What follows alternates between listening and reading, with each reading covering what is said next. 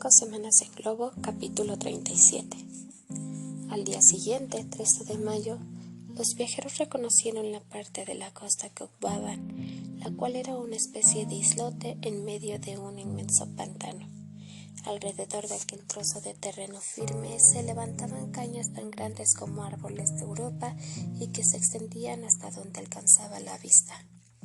Aquellas ciénegas inaccesibles hacía segura la posición del Victoria. Bastaba vigilar la parte del lago. La superficie del agua parecía ilimitada, sobre todo por el este, sin que en ningún punto del horizonte se distinguiesen ni islas ni continente. No se habían atrevido aún los dos amigos a hablar de su desgraciado compañero. Kennedy participó, al cabo, sus conjeturas al doctor. «Quizá Joe no esté perdido», dijo.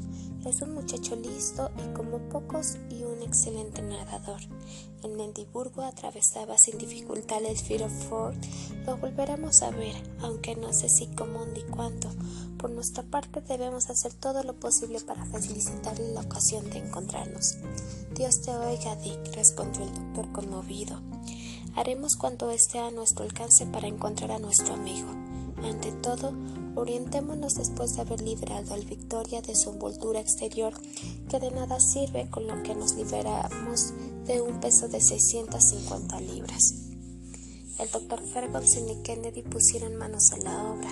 Tropezaron con grandes dificultades, pero fue preciso arrancar trozo a trozo el tafetán, que ofrecía mucha resistencia, y cortarlo en estrechas tiras para desprenderlo de las mallas de la red.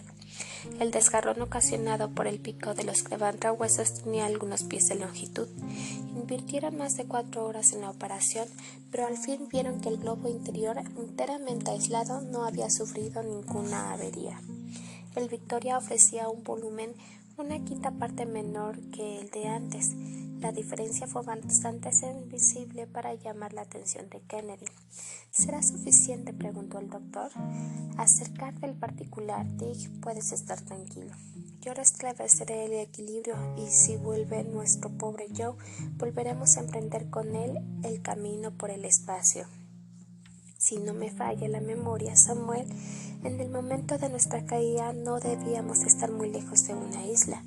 Lo recuerdo en efecto, pero aquella isla, como todas las del Shad, estará sin duda habitada por una chusma de piratas y asesinos que seguramente habrán sido testigos de nuestra catástrofe. Y si Joe cae en sus manos, ¿qué será de él, a no ser que la superstición le proteja? Él es perfectamente capaz de ingeniárselas para salir de apuros, te lo repito. Confío en su destreza y en su inteligencia. También yo. Ahora, Dick, vete a cazar por las inmediaciones, pero no te alejes. Urge renovar nuestros víveres, de los cuales hemos sacrificado la mayor parte. Bien, Samuel, volveré pronto». Kennedy cogió una escopeta de 2 cañones y por entre las crecidas hierbas se dirigió a un bosque bastante cercano. Repetidos disparos dieron a entender al doctor que la caza sería abundante. Entretanto, él se ocupó de hacer el inventario de los objetos conservados en la barca y de establecer el equilibrio del segundo aerostato. Quedaban unas 30 libras de pemmican, algunas provisiones de té y café, una caja de 1,5 galones de aguardiente y otra de agua totalmente vacía. Toda la carne seca había desaparecido. El doctor sabía que, a causa de la pérdida del hidrógeno del primer globo, su fuerza ascensional había sufrido una reducción de unas 900 libras. Así pues, tuvo que basarse en esta diferencia para reconstruir su equilibrio. El nuevo Victoria tenía una capacidad de 67.000 pies y contenía 33.480 pies cúbicos de gas.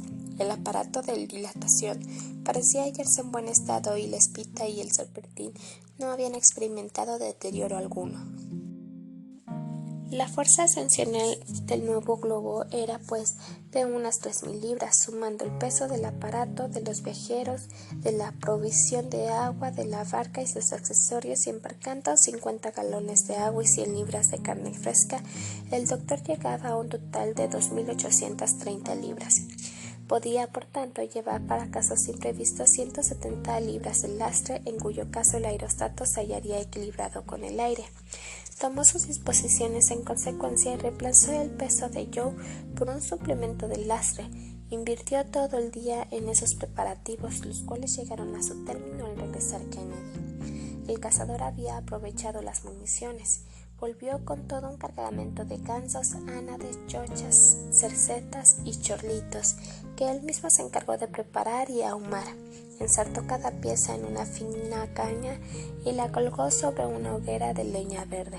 Cuando las aves estuvieron en su punto, fueron almacenadas en la barca. Al día siguiente, el cazador debía completar las provisiones. La noche sorprendió a los viajeros en medio de sus ocupaciones. Su cena se compuso de pemmican, galletas y té. El cansancio, después de haberles abierto el apetito, les dio sueño. Durante su guardia, ambos interrogaron más de una vez las tinieblas creyendo oír la voz de Boy, pero ¡ay! Estaba muy lejos de ellos aquella voz que hubieran querido oír. Al rayar el alba, el doctor despertó a Kennedy. He meditado mucho, le dijo, acerca de lo que conviene hacer para encontrar a nuestro compañero. Cualquiera que sea tu proyecto, Samuel, lo apruebo. Habla. Lo más importante es que yo obtenga noticias nuestras. Exacto. Si llegase a figurarse que lo abandonamos, él nos conoce demasiado. Nunca se le ocurriría semejante idea, pero es preciso que sepa dónde estamos. ¿Pero cómo? Montaremos en la barca y nos elevaremos, y si el viento nos arrastra, no nos arrastrará afortunadamente. El viento nos conduce al lago, y esta circunstancia que hubiera sido contraria ayer, hoy es propicia. Nuestros esfuerzos se limitarán, pues, a mantenernos durante todo el día sobre esta vasta extensión de agua. Yo no podrá dejar de vernos allí donde sus miradas se dirijan insensatamente. ¿Acaso llegue hasta informarnos de su paradero? Lo hará sin duda, si está solo y libre. Y si está preso, repuso el doctor, no teniendo los indígenas la costumbre de encerrar a sus cautivos, nos verá y comprenderá el objeto de nuestra pesquisa. Pero repuso Kennedy, si no hallamos ningún indicio, pues debemos preverlo todo. Si no ha dejado una huella de su paso, ¿qué haremos? Procuraremos regresar a la parte septentrional del lago, manteniéndonos a la vista todo lo posible. Allí guardaremos, exploraremos las orillas, registraremos las márgenes a las cuales Joe intentará sin duda llegar, y no nos iremos sin saber hecho todo lo posible por encontrarlo. Partamos, pues, respondió el cazador. El doctor tomó el plano exacto de aquel pedazo de tierra firme que iba a dejar y estimó, según su mapa, que se hallaba al norte del Chad, entre la ciudad de Lari y la aldea de Ingemini, visitadas ambas por el mayor de Han. Mientras tanto, Kennedy contempló sus provisiones de carne fresca. Sin embargo, pese a que los pantanos circundantes se distinguían huellas de rinocerontes, manatíes e hipopótamos, no tuvo ocasión de encontrar uno solo de semejantes animales. A las 7 de la mañana, no sin grandes dificultades de estas, que el pobre Joe había solucionado las mil maravillas, desengancharon el ancla del árbol. El gas se dilató y el nuevo Victoria se elevó a 200 pies del suelo. Primero vaciló, girando sobre sí mismo, pero atrapado luego por una corriente bastante activa. Avanzó sobre el lago y fue empujado muy pronto a una velocidad de 20 millas por hora. El doctor se mantuvo constantemente a una altura que variaba entre 200 y 500 pies. Kennedy descargaba con frecuencia su carabina. Cuando sobrevolaban la isla, los viajeros se acercaban a tierra imprudentemente, registrando con la minara los cotos, los matorrales, los jarales, los puntos sombríos, todas las desigualdades de las rocas capaces de dar asilo a su compañero. Bajaban hasta situarse muy cerca de las largas piraguas que surcaban el lago. Los pescadores, al verles, se precipitaban al agua y regresaban a su isla, sin disimular en absoluto el miedo que sentían. No se ve nada, dijo Kennedy, después de 2 horas de búsqueda. Aguardaremos, Dick, sin desanimarnos. No debemos de estar lejos del lugar del accidente. A las 11, el Victoria había avanzado 90 millas. Encontró entonces una nueva corriente que, en ángulo casi recto, lo impelió a unas 70 millas hacia el este. Planeaba sobre una isla muy extensa y poblada que, en opinión del doctor, debía de ser Farran, donde se encuentra la capital de los Bidyomas. Al doctor Ferguson le parecía que de todos los matorrales veía salir a Joe escapándose y llamándole. Libre, lo hubieran cogido sin dificultad. Presos se hubieran apoderado de él repitiendo la maniobra empleada con el misionero, pero nada apareció, nadie se movió. Motivos había para desesperarse. A las 2:30 el Victoria avisó a Tangalia, aldea situada en la margen oriental del Chaki, que marcó el punto extremo alcanzado por Deham en la época de su exploración. Inquietaba al doctor la dirección persistente del viento. Se sentía empujado hacia el este, arrojado de nuevo al centro de África, a los interminables desiertos. Es absolutamente indispensable que nos detengamos, dijo, e incluso que tomemos tierra. Debemos regresar al lago, sobre todo por Joe, pero tratemos antes de encontrar una corriente opuesta. Por espacio de más de una hora buscó en diferentes zonas. El Victoria siguió derivando tierra adentro, pero afortunadamente a la altura de 1000 pies un viento muy fuerte lo condujo hacia el noreste. No era posible que Joe estuviese retenido en una isla de un lago, pues hubiera hallado algún medio de manifestar su presencia. Tal vez la había llevado a tierra, así discurría el doctor cuando volvió a ver la orilla septentrional del Chad. La idea de que Joe se hubiese ahogado era inadmisible. Un pensamiento horrible cruzó la mente de Ferguson y de Kennedy. Los caimanes eran numerosos en aquellos parajes, pero ni uno ni otro tuvieron valor para formular semejante preocupación. Sin embargo, resultaba tan insistente que el doctor dijo sin más preámbulos: los cocodrilos no se encuentran más que en las orillas de las islas o del lago, y Joe habría sido bastante diestro para no caer en sus garras. Además, no son muy peligrosos, pues los africanos se vayan impunemente sin temer sus ataques. Kennedy no respondió, prefería callar a discutir tan terrible posibilidad. El doctor distinguió la ciudad de Lari hacia las 5 de la tarde. Los habitantes estaban ocupados en la recolección de algodón delante de las chozas formadas con cañas entretejidas, en medio de cercanos y muy limpios y cuidadosamente conservados. Aquella aglomeración de unas 50 cabañas ocupaba una ligera depresión del terreno en un valle que se extendía entre suaves colinas. La violencia del viento les hacía avanzar más de lo que le convenía, pero su dirección varió por segunda vez y condujo al Victoria precisamente a un punto de partida en el lago, en la especie de isla firme donde habían pasado la noche precedente. El ancla, en lugar de encontrar las ramas del árbol, hizo presa en las raíces de unas de cañas a las que daba una gran resistencia el fango del pantano.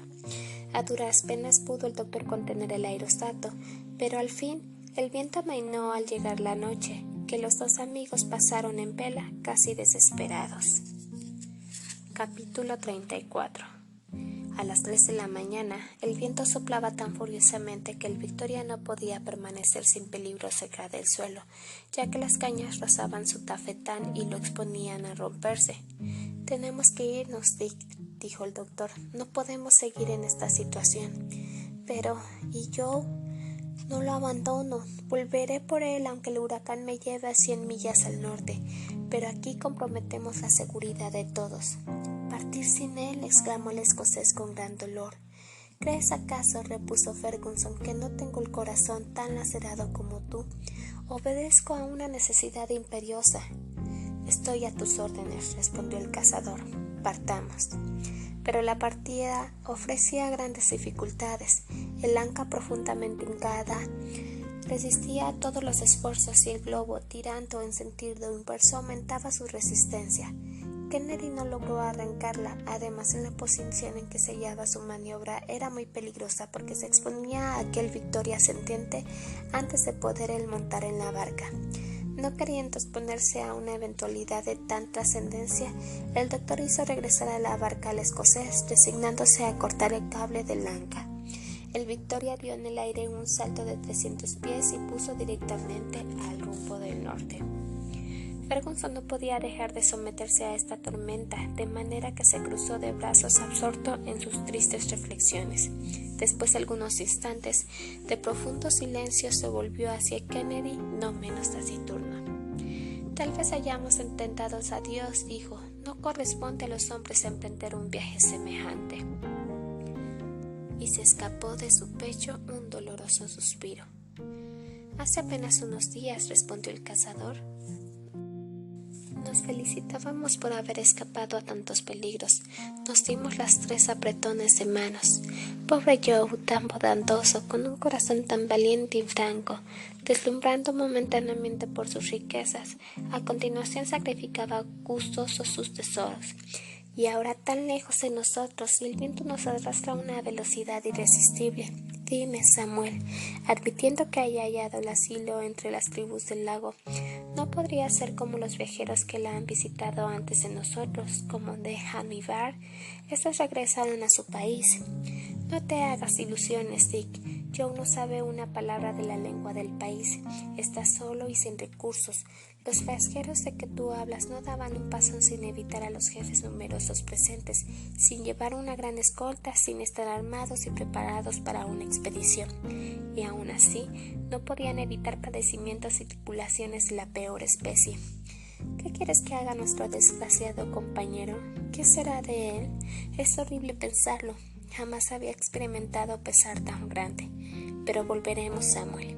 Volveremos, Dick, aunque tengamos que abandonar el Victoria, volver al pie al lago Chad y ponernos en comunicación con el sultán de Bornu. Los árabes no pueden haber conservado un mal recuerdo de los europeos. Te seguiré, Samuel, respondió el cazador con energía. Puedes contar conmigo. Antes renunciaríamos a terminar este viaje. Joe se ha sacrificado por nosotros. Nosotros nos sacrificaremos por él. Esta resolución devolvió algún valor al corazón de aquellos dos hombres. La idea en sí los fortaleció. Ferguson hizo todo lo inimaginable para encontrar una corriente contraria que le acercase al Chad, pero en aquellos momentos era imposible, e incluso el descenso resultaba impracticable en un terreno pelado y reinado un huracán de tan espantosa violencia. El Victoria atravesó también el país de los tibúes, salvo el Velad, el Tierid, desierto espinoso que forma la frontera de Sudán, y penetró en el desierto de arena, surcado por largos rastros de caravanas. Muy pronto la última línea de vegetación se confundió con el cielo en el horizonte meridional, no lejos del principal oasis de aquella parte de África, dotado de 50 pozos sombreados por árboles magníficos. Pero el globo no pudo detenerse. Un campamento árabe, tintas de telas listadas, algunos camellos que estiraban sobre la arena su cabeza de víbora, animaban aquella soledad, mas el Victoria pasó como una exhalación y recorrió en 3 horas una distancia de 70 millas sin que Ferguson pudiese dominar su rumbo. No podemos hacer alto, dijo. No podemos tampoco bajar ni un árbol ni una prominencia en el terreno. Vamos pues a pasar el Sahara. Decididamente el cielo está contra nosotros. Así hablaba con una rabia de desesperación cuando vio al norte las arenas del desierto agitarse entre nubes de denso polvo y arremolinarse a impulsos de corrientes opuestas. En medio del torbellino que levantada, rota y derribada, una caravana entera desaparecía bajo la luz de arena. Los camellos lanzaban gemidos sordos y lastimosos, gritos aullidos surgían de aquella niebla sofocante. A veces un traje multicolor destacaba entre aquel caos y el mugido de la tempestad dominaba la escena de destrucción.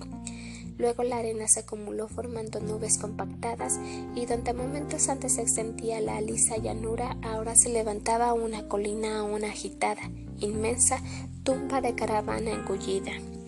El doctor y Kennedy, pálidos, asistían a aquel terrible espectáculo. No podían manejar el globo que se remolinaba en medio de corrientes contrarias y no obedecía a las diferentes dilataciones del gas. Envuelto en los torbellinos de la atmósfera, giraba con una rapidez vertiginosa y la barca describía amplias oscilaciones. Los instrumentos colgados bajo la tienda chocaban con unos hacia otros a hacerse pedazos. Los tubos de serpentín se enroscaban amenazando romperse y las cajas de agua se quitaban con estrépito. Los viajeros no podían oírse y se agarraban con crispación a las cuerdas, intentando luchar contra el furor del huracán.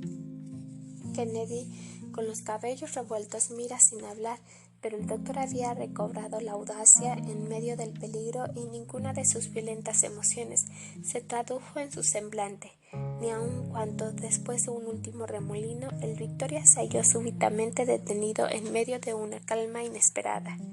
El viento del norte había ganado la partida y lo impelía en sentido inverso por el camino de la mañana, con no menos rapidez. ¿A dónde vamos?, exclamó Kennedy.